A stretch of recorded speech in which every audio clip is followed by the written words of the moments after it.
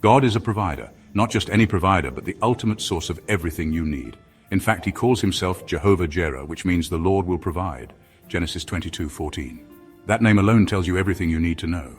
If God's very identity is that of a provider, why would he want you to be poor?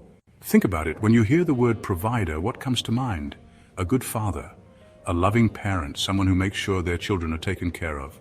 That's exactly how God describes himself. He takes care of his people. Jesus made this crystal clear in Matthew chapter 6, verse 26. Look at the birds of the air. They do not sow or reap or store away in barns, and yet your heavenly Father feeds them.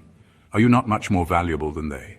Let's break this down for a second. Birds don't have bank accounts. They don't have jobs. They don't stress about how they're going to survive.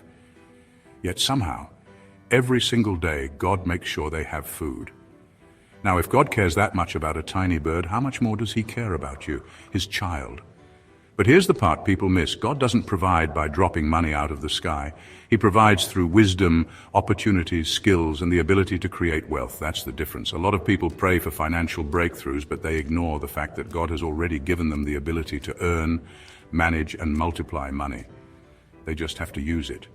That's why some people stay broke. Not because God isn't providing, but because they're not using what he already gave them. So the next time you're stressed about money, remind yourself of this. God is not withholding from you. He's not trying to make your life hard. He's not testing you by keeping you broke. He's a provider. He's given you resources, wisdom, and opportunities.